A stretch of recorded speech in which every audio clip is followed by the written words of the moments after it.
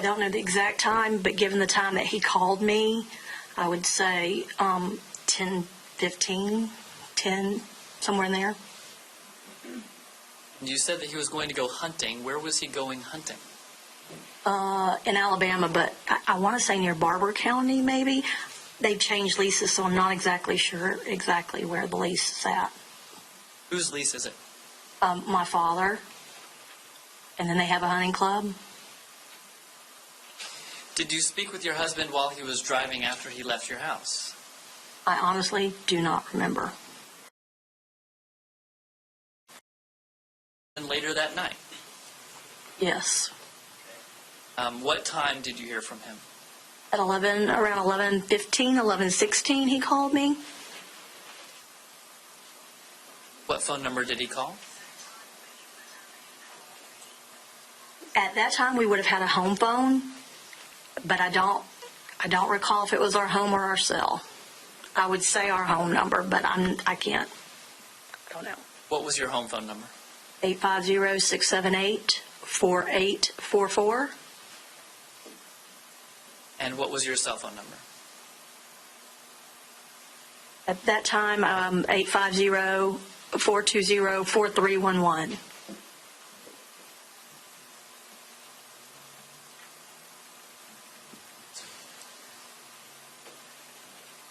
When your husband called you 11:15, 11:16 that night, how would you describe that phone call?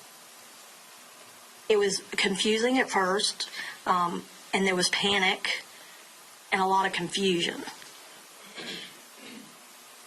What makes you use the word panic? Because it wasn't like a regular phone call where he'd call and say, "Hey, what are you doing?" It was more scrambled and like, "What are you saying? Calm down. What?" Because he was supposed to be going to Alabama, so. What did you do after he called you? I got dressed, and he gave me directions to come to Crestview. So I got my brother, who lived next door at the time, and my brother drove me up to Crestview. What did you do with your daughter? She went to my sister-in-law's, to my brother's house right next door. Prior to January 6th of 2006, did you know who Melissa Howard was? I did not. Had you ever heard her name? No. When was the first time you learned who Melissa Howard was? On that phone call that night on January 6th. Did you see your husband once you got to Crestview? I did. Just in general terms, what was that conversation like? A little heated. I was a little upset, but with everything going on, and the police were there and everything, it wasn't really a time to go get into a whole lot of detail. So I just remember he was upset, and it was intense per se, and I remember going in a neighbor's house, and that's pretty much all I remember. All right. Thank you, ma'am. Thank you for being here. I'm good. How are you? Yeah, as you remember, my name is Scott Warwick. We've met previously at a deposition. Is that correct? Yes, sir. That night when you received the phone call from where Chris was at Melissa Howard's house, do you know what I'm talking about? The first phone call you received when he told you he needed you to come up to Tiffin Court. Remember that? The phone where he was on the phone with me, and yes. I remember. Mm-hmm. And I think you were going to say he was on the phone with you and maybe 911, or you just don't know. I honestly. Okay. He said he was, but honestly, I don't know.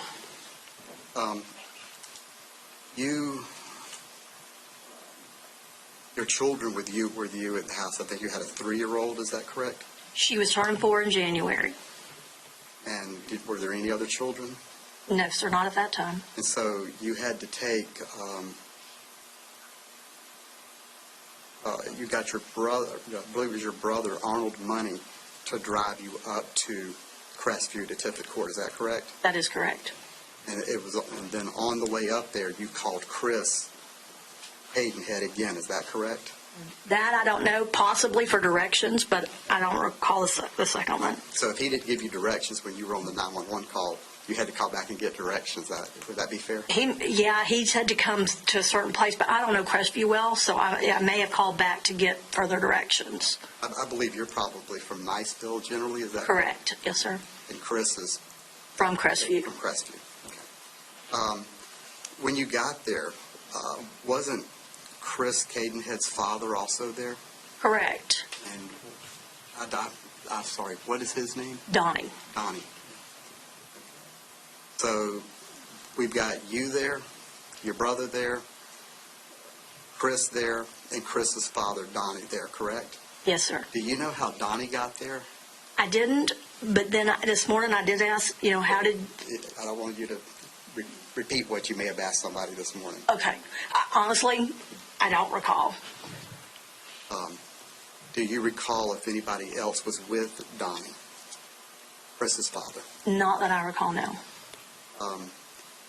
So you're not the one that called him? You told him that something was going on? I may have been the one that called him. Okay. Do you recall whether Donnie was there before or after you got there? I don't remember that either. Was there anybody else in you or Chris's family that was there other than you, Chris's father, Donnie, and your brother, all owed money? Not that I recall. I believe earlier you said that you think Chris might have gotten home that night around 9-ish. Is that right? 9-ish, 9:15-ish? From 9-ish until when he left to head towards what you believe the hunting camp, it was only you and him and your 3-year-old at the house, correct? Yes, sir.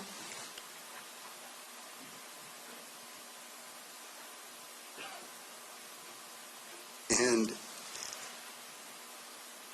you're pretty certain that this was the first time that you'd ever found out there was anything like an affair going on? I know for a fact that was the first time. Were y'all having problems in your marriage at the time, or? Yeah, we were having some issues. I think just common neglect issues with one another. And nothing that I don't think any other marriage has ever not seen. And I do think that it was both parties that were guilty of neglecting the marriage. But as you said here today, I guess I'm not trying to really put words in your mouth, but if I get this wrong, correct me. As you said here today, you were having problems, but you didn't think it was the kind of problems where an affair was going on? No, never suspected anything like that. Chris worked late hours all the time, all through the year with UPS, so no. Was it, when you say work late hours, what would be late hours? 8 o'clock, 9 o'clock? Sometimes 8 o'clock during November, December. It could be 11, 12, 12:30. And it's my understanding that sometime after this all occurred, you and Chris did actually get a divorce. Is that correct? That is correct. Then y'all have since remarried. Is that correct? That is correct. Just a second, Your Honor. Certainly. I have no further questions. Any further questions based on those? Yes, Judge, one Certainly. brief area. Would be fine. You said earlier that your phone number at that time was 420-4311. Did you have a phone number prior to that? Could have been 850-865-1114. Any other phone numbers? Not that I can remember. Was there ever a time that you and your husband had very similar phone numbers? Possibly, yes.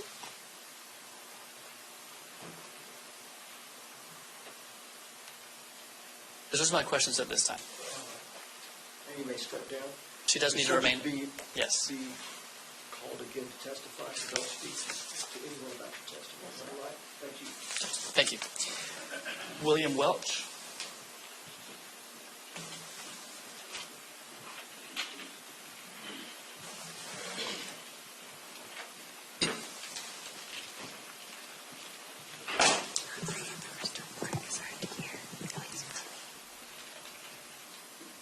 afternoon, sir. If you could face our clerk, please, to be sworn. Do you solemnly swear and affirm that the testimony you're about to provide will be the truth, the whole truth, and nothing but the truth? Please have a seat to speak directly into the microphone, sir. Go right ahead. Okay. Good afternoon, sir. Would you please introduce yourself to the jury? Yeah, I'm Lieutenant Welch. I'm a paramedic with Okaloosa County EMS. How long have you worked for Okaloosa County EMS? 27 years now. Were you a paramedic here in 2006? Yes. I'd like to ask you about a call from January 6th of 2006 on Tiffett Court in Crestview. What time did that particular call come in? If I remember correctly, around 2300, or if I remember correctly. And were you dispatched to Tiffett Court? Yes, 2318 is when we were dispatched to Tippin Court, sir. And what time did you arrive on scene? 2327. We arrived on scene at Tippin Court. Could you describe the condition of the patient when you arrived? We were at a very limited time on scene when we were in the house. The patient was on her right side. There was a wound on her left side of the neck. It was a large wound that was there. We had limited time that we had to confirm whether the patient was deceased. We do that by placing them on a monitor. So once we did that, then we were released and we are exited back outside the residence. Was the patient still alive while you were there? No, sir. The patient was deceased. What did you have to do to confirm that she was deceased? We make our visual assessments when we walk in, and then to have absolute confirmation at the time, our protocol requires us to put the monitor on to get a rhythm recognition. And when we do so, we are taught rhythms. There's certain rhythms you have when you're alive, and there are certain ones you have when you're not alive. And the patient was in a rhythm that was signified that the patient was already deceased. Where do you have to attach that instrument to be able to tell if she's alive or deceased? It depends on the person. Generally, at that time, we had different. The monitors are obviously more advanced now, but generally at that time, you'd have one. You put one on the chest, one opposite on the chest, and one on the ribs. But the way that this patient was, we were not able to do that because of the position of the patient. So you just have to do it kind of opposite. And on this patient, we had to do it on the back, one here, and then on the side. And then that still gives us the rhythm that we're looking to see. Can you describe what it is you're actually placing on the patient? They're electrodes, and that's what our monitor hooks up to. So there's a monitor that separates a piece of equipment, kind of like a computer, and then it has leads that come off of that. Those leads attach to these electrodes, and then that monitor reads electrical signals that the body would be giving off, or the heart would be giving off in that circumstance, and that's what we're reading, is those electrical signals. Do you have to move the patient's body to be able to put those on? No. Were you wearing gloves as you were doing all of this? Yes. You said that you attached the electrodes to her. You confirmed she was in fact deceased. What, if any, involvement do you have from that point on? We don't. We're exited out of the residence or business or wherever that is very quickly at that point, because they consider it a crime scene. So we're escorted out and we're not allowed back in. Thank you, sir.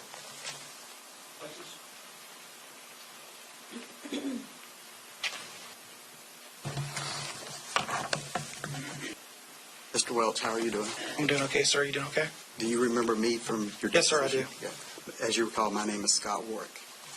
I want to talk a little bit about when you were there that night on January 6th. I'm going to show you a photograph of, and Your Honor, I've already shown this to Mr. Drake. We're planning on getting all these in a packet later. Is this photograph, and for the record, it is 11,657 down on the bottom right. Does that photograph accurately look like what the scene was when you came walking in the door and you saw Melissa Howard? Yes, yes, sir. Now, other than up here on the photograph, we see some blue dots that are on her back. Is that correct? Yes, sir. Those are the blue dots that you put on her. Is that correct? Correct. That's the electrode. Yes, sir. I call them dots, but they're blue pads about, say, 3 or 4 inches in diameter. Oh, no, sir. They're about the size of a quarter. Maybe a little bit bigger than a quarter. And you had to put either 3 or 4 electrodes. Is that correct? Yes, sir. I want to show you another photograph.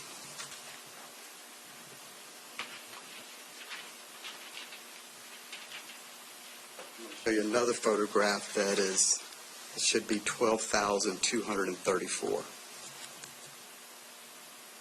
And this is on the angle from the other side. Is that correct? Yes, sir. You agree with that? Okay.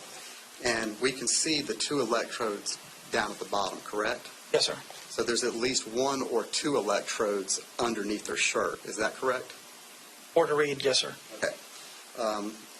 You said you're wearing gloves. Yes, sir. That's right. Okay. Were you wearing booties? No, sir. Paper booties? No, sir. Okay.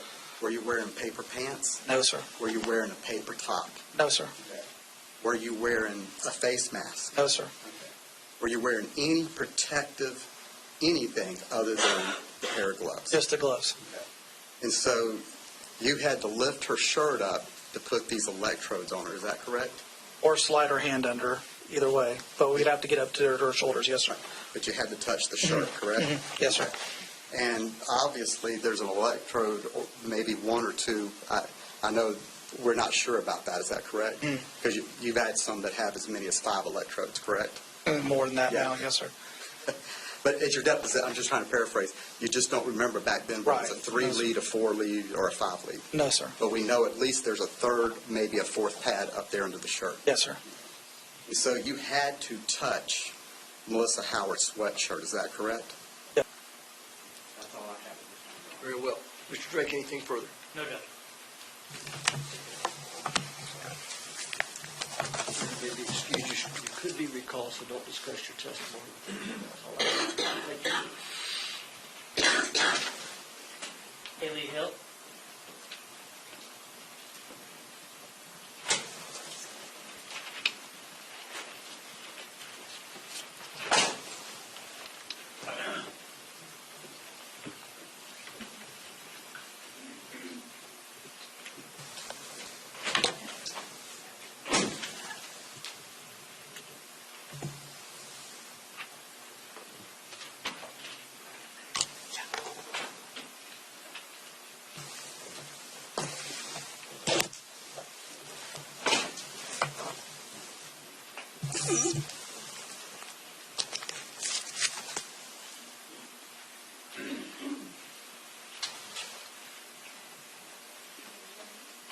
Do you solemnly swear and affirm that the information you, do you solemnly swear and affirm that the testimony you're about to provide will be the truth, the whole truth, and nothing but the truth? Speak directly into the microphone. Okay, thank you. Good afternoon, ma'am. Hi, Would you please introduce yourself to the jury? my name's Haley Hill. And Ms. Hill, where are you currently employed? I'm currently employed with the Florida Department of Health How long have you worked there? for 3 years. What was your position prior to working for the Department of Health? Prior to that, I was a senior crime laboratory analyst assigned to the crime scene section of the Florida Department of Law Enforcement. Could you briefly describe the reason that you left FDLE? I had children, and the crime scene job schedule did not work well for me with small children. Could you describe your educational background for the jury, please? Sure. I have a bachelor's degree in criminal justice from the University of West Florida. Have you received any training to be able to do your job at FDLE? Yes, I went through a year-long certified analyst training program with the Florida Department of Law Enforcement, which basically consisted of testing, practical exercises, and then supervised casework. Could you describe, you said you were a senior crime laboratory analyst. What does that mean? What did you do as part of your job? So I responded to crime scenes at the request of local law enforcement agencies, and my duties basically were to examine the crime scene, document the evidence, collect the evidence, and preserve it, and then also testify in court. What was your involvement in this particular case? I was called by the Crestview Police Department to respond to the crime scene to document it. Did you do so? I did. Where did you respond to? 222 Tiffit Court in Crestview. Is that in Okaloosa County, Florida? Yes.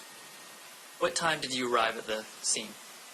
I arrived at approximately 1:30 a.m. Did you make any observations about the residents when you arrived? When I arrived, there were several officers present, and there was crime scene tape up around the exterior of the residence. Did anything outside of the residence catch your attention as you were going through the scene? As I approached the residence, I did notice some drops of suspected blood on the driveway. Could you describe, just for the jury, and then I think we'll be showing some photos, what type of residence is this? Just give us a lay of the land, and then I'll have you move to photos specifically. Sure.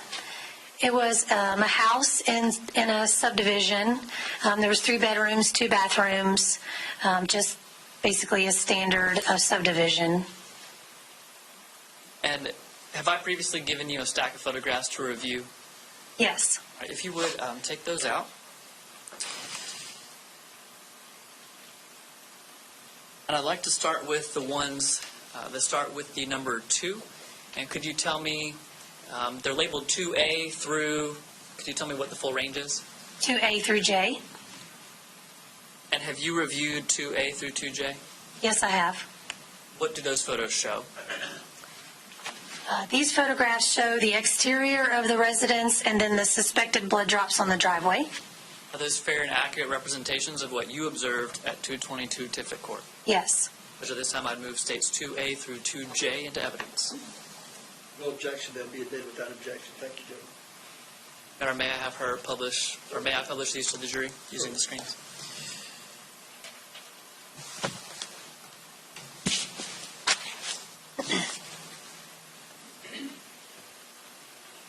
Ma'am, there will be a screen in front of you where you will be able to see what I'm looking at, what the jury is looking at.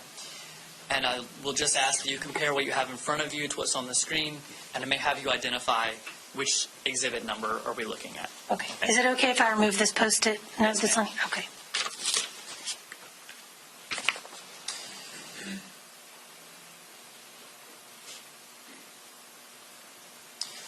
Okay. I am right in the jury's line of sight. I'll try to stay out of the way so everyone can see. All right, ma'am, is this 2A that we're looking at on the screen? I'm sorry, what? Is this exhibit 2A that we have on the Oh, yes. screen? And is this the residence that you responded to? Yes, it is. What I'm going to do is just go through each one so the jury has a chance to see it, and I'll be asking you to point out what is significant in the photograph. Okay.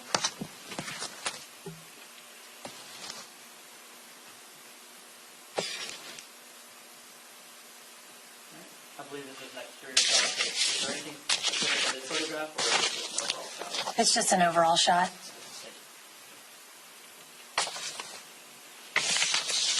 You can identify this photograph and tell us what we're looking at. This photograph is one of the suspected blood drops that was in the driveway.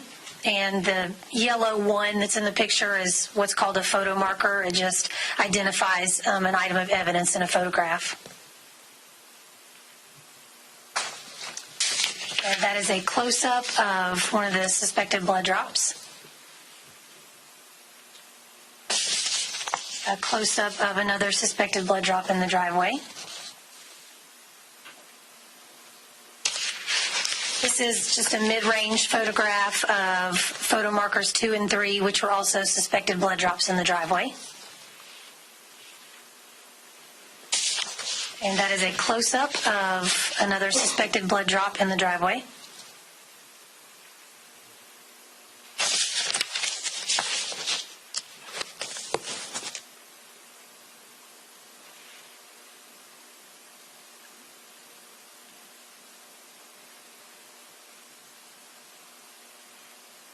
Sorry, I had to rotate that. Okay.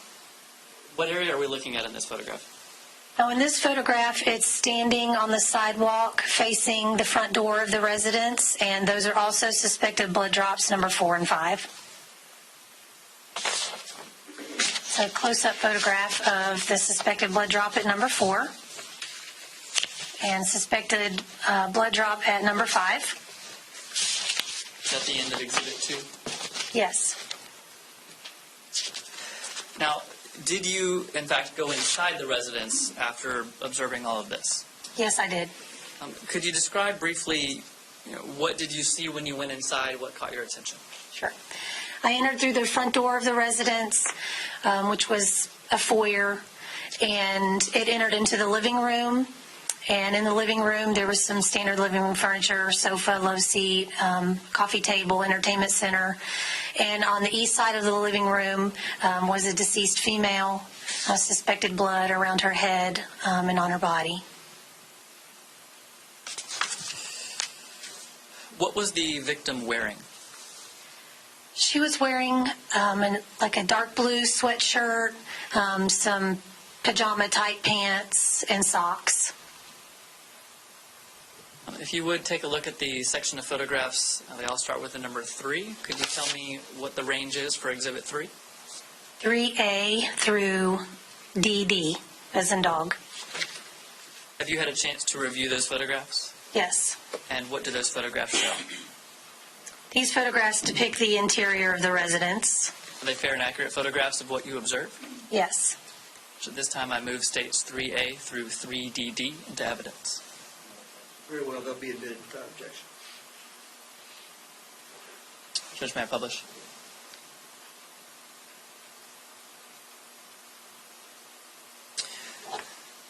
Starting with 3A, ma'am, could you describe what it is we're looking at here? This is a photograph that shows standing in the front door and looking in towards the living room. Next photograph is standing in the foyer and looking into the living room where you can see the victim in the center of the photograph. I realize some of these are rotated. To explain what we're looking at, you need me to rotate it. I can do that. Otherwise, I'll just stay here unless you tell me otherwise, okay? Okay. What does this picture show? This photograph is basically still standing in the foyer and looking down the hallway that was to the north of the living room where 2 bedrooms and a bathroom were located. And still standing in the foyer that's looking into the living room and showing the entertainment center. Let me ask you, could you flip ahead a few photos and tell me, are all of these going to need to be rotated? I don't remember the orientation. No, not all of them. Not all of them. Could I plug this in over here?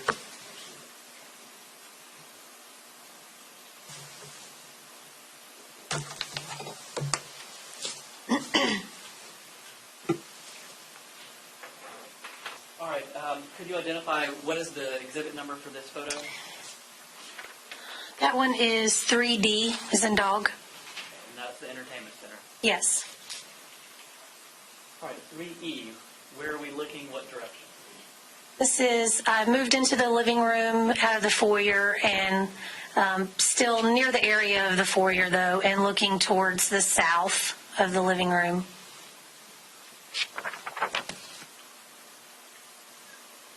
This is standing in a shot standing from the same area, but just showing the couch and the love seat and the furniture in the living room. Standing in the same area again for this shot and just showing the side table and the love seat.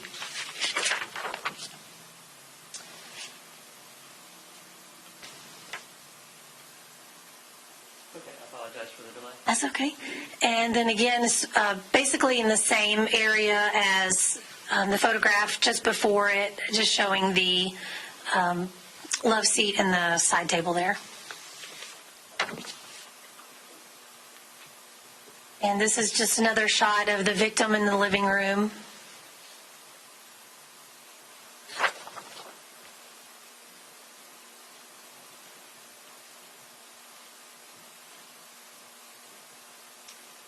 And again, another photograph of the living room. That angle is more, a little bit standing in the hallway. That was to the north of the living room.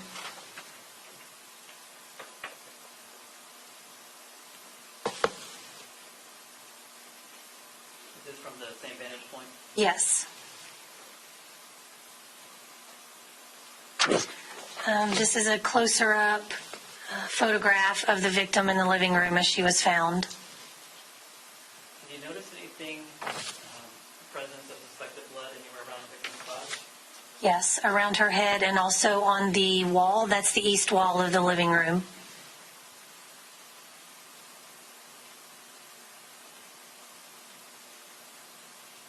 This is a photograph of just an up-close photograph of the entertainment center, showing that what was on the TV.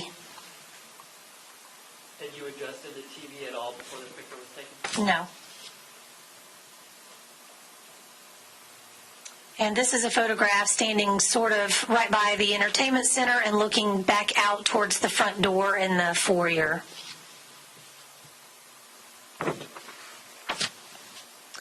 Same area, just showing a different vantage point for the furniture. And same again, just this different vantage point. And this is a closer up photograph of the victim's face and her body on the floor there in the living room. Did you move the victim's body at any point as part of your investigation? I did, but not before these were taken.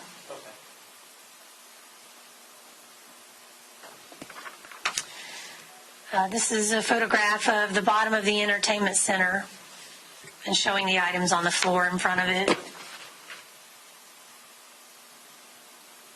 And then this photograph is standing over by the couches in the living room, just another angle showing the victim's body. And this is a photograph of a candle that was knocked over and was on the floor in the living room, just a little past the sofa.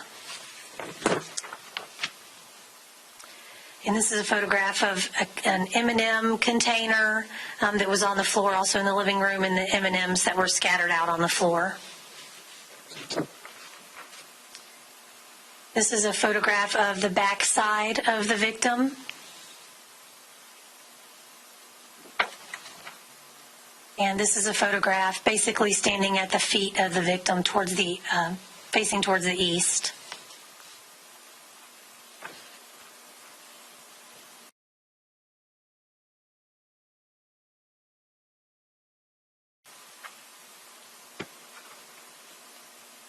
And this is a close-up photograph of her hand. And this is a close-up photograph of the victim's face. Did you check whether there were any injuries that you could observe on the victim? Not at this point. This was just initial photographs. However, it was very hard to visualize anything on her face area because of all the suspected blood that was there. And this photograph is blood spatter or suspected blood spatter on the wall, just in the east living room wall, and then that's just above her head.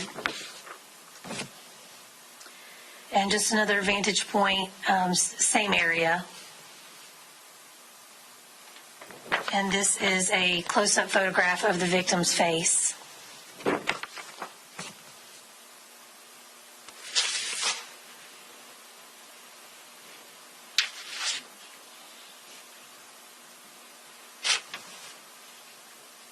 Did you go throughout the rest of the residence? Yes. Could you describe how the kitchen and dining room area looked?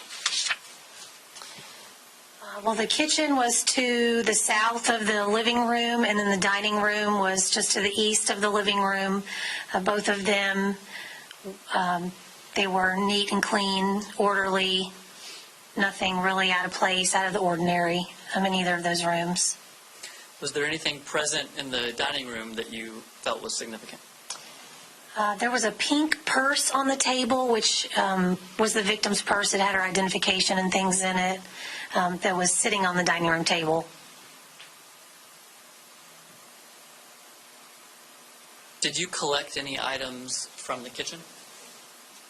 Yes, there was a beer bottle that was on the kitchen counter that was collected. I believe in front of you, you should have a packet of photographs that start with the number 4. Could you tell me the range of those? 4A through 4N is in Nancy. And what do those pictures show? These photographs show the dining room and the kitchen of the residence. Are those fair and accurate photos of what you observed? Yes. I move states 4A through 4N into evidence. Any objection?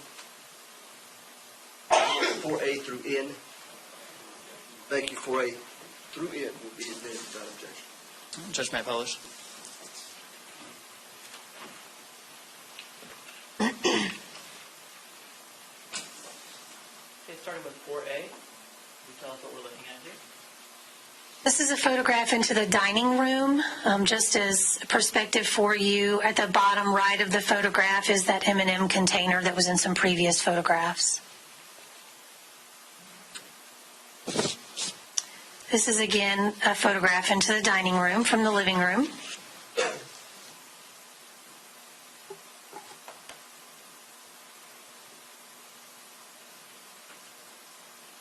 This is a photograph into the dining room and showing the back door of the residence and the china cabinet. And this is a photograph of the dining room table with the pink purse on it. And that is a photograph of the back door of the residence.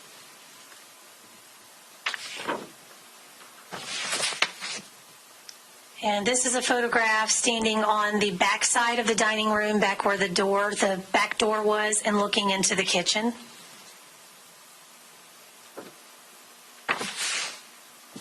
And again, standing at the back of the dining room, looking into the kitchen, and to the right in the photograph is the living room.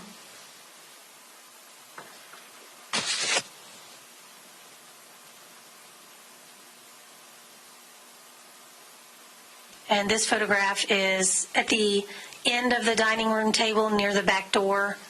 Just shows some miscellaneous items that were on the table. And this is a photograph of the pink purse that was on the table.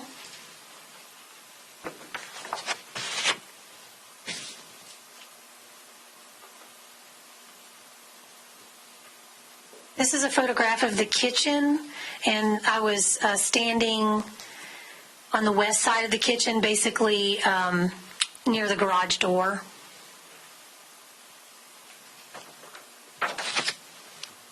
And then this is also a view of the kitchen on the east side of the kitchen, and then straight in the center of the photograph is the door that leads to the garage. This is another photograph of the kitchen countertops.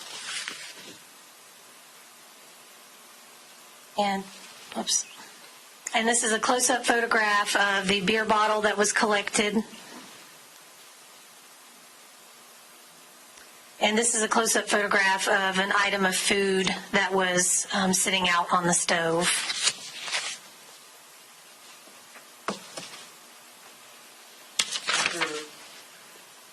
In addition to viewing the kitchen, did you go into any of the bedrooms?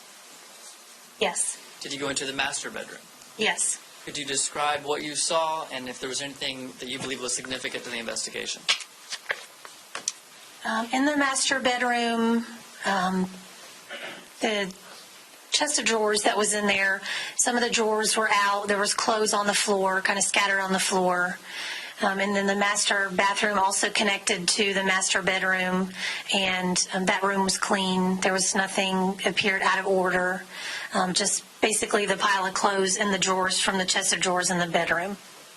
Did you observe any jewelry while you were in the residence?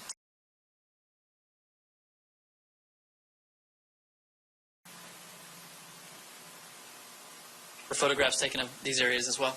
Yes. If you would please look at the packet that starts with the number 5. What is the range for that packet? 5A through L. Have you reviewed those photos? Yes. Those fair and accurate photos of the master bedroom. Yes. Judge, I move 5A through 5L into evidence. Will be admitted without objection. All right, beginning with 5A, if you could describe what we're looking at, please. This is a photograph standing at the opening of the bedroom door and looking into the master bedroom, and then you can also see into the master bathroom. This is a photograph of the chest of drawers that was in the master bedroom. And this is a photograph of the exterior door. Where was that door located? It was in the master bedroom. And this is a photograph of the bed in the master bedroom. This is a photograph of the clothes that were out on the floor in the master bedroom. At the point that this picture was taken, had you been through any of this? No. This is another photograph of the chest of drawers from a different angle, just showing that the drawers were open. And also another photograph of the chest of drawers with the clothes. And this is just another photograph of the clothes as they were on the floor from a different angle. And again, just another photograph of the clothes. This is a photograph standing at the master bathroom door and looking into the bathroom. This is a photograph of a tray on the bathroom counter with jewelry on it.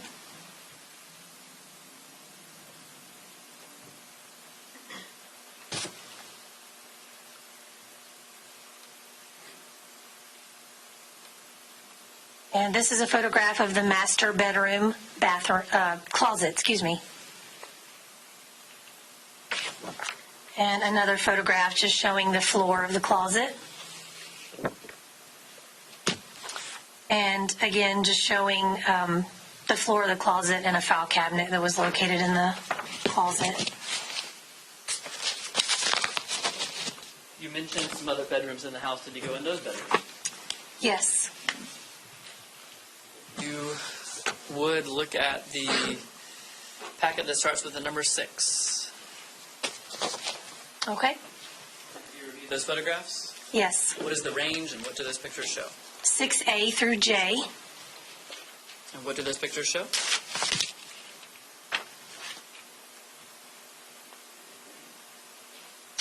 These are pictures of the additional bedrooms in the residence.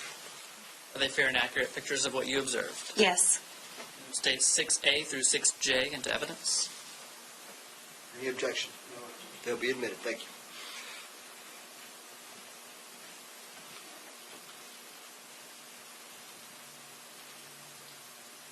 Starting with this first photograph, could you tell us what we're looking at here, what this picture was taken to show?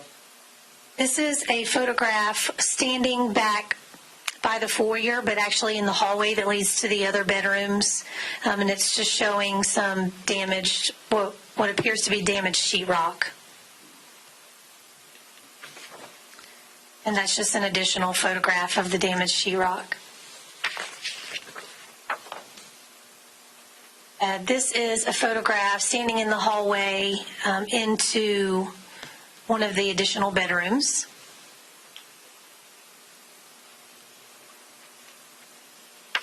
And it's a photograph of another piece of what looked like damaged sheetrock on the floor.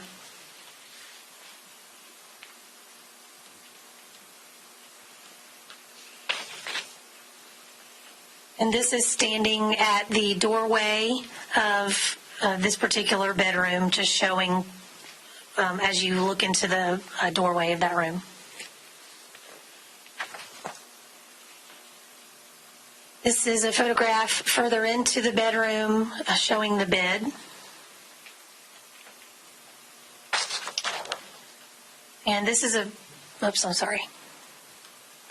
This is a photograph of the closet in the bedroom, and you can see to the right of the photograph, that's the doorway leading back out to the hallway.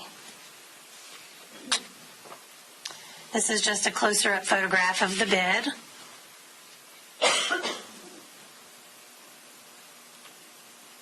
And this is a photograph of the desk that was in the bedroom with the computer.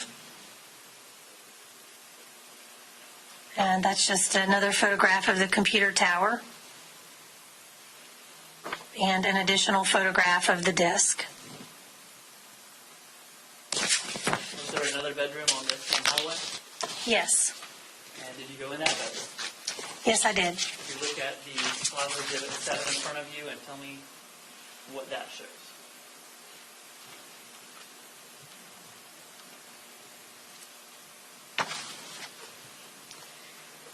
This is 7A through I. And these pictures depict the additional bedroom in the residence. Is this fair and accurate photograph? Yes. Move states 7A through, I'm sorry ma'am, what was it? I. 7I into evidence? No objection. They'll be admitted.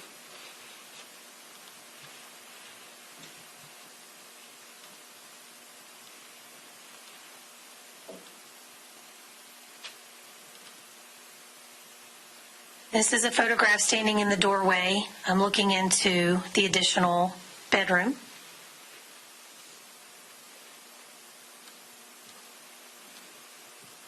And this is another photograph looking in the doorway of the bedroom showing the closet. And this is a photograph just showing the floor in the bedroom and the bottom of the closet contents. This is a photograph of the north wall in this particular bedroom, just showing, again, contents of the room.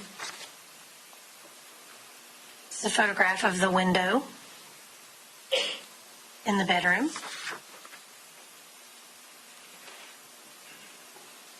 And this is a photograph of, again, the bedroom, showing the bookshelf and TV area.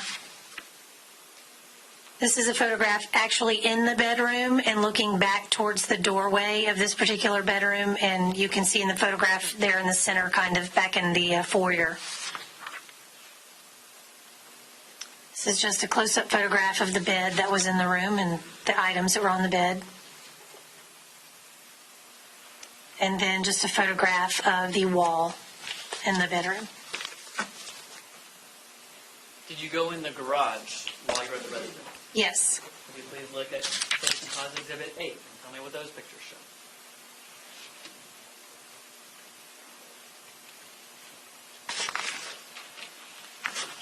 These show the contents of the garage at the residence. What is the range of those photos? A through D, as in dog. And are those fair and accurate photographs? Yes. Should I move states 8A through D into evidence?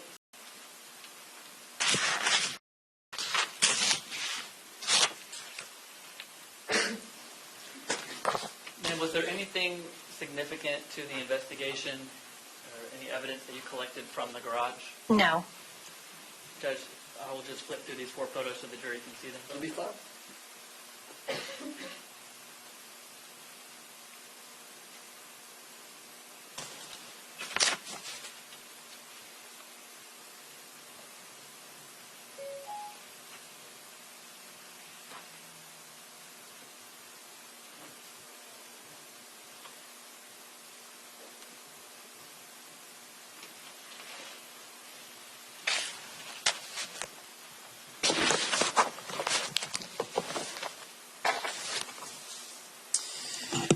As part of your investigation of the crime scene, did you take any DNA swabs? Yes. Right.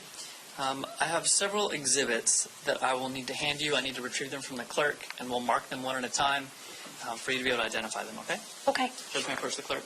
Yes. Counsel, approach.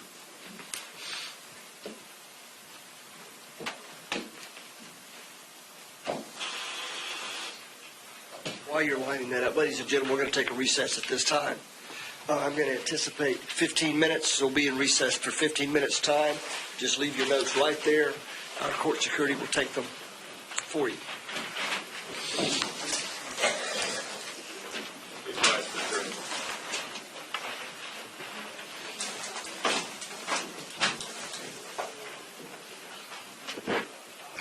recess, you're going to look at some exhibits and make sure they're lined up appropriately during the break. Yes, sir. Council, make sure, I'm sure you've already done so, make sure that we're looking at the same thing so we can move efficiently once the jury gets back in here, all right? Okay. We'll be in recess 15 minutes.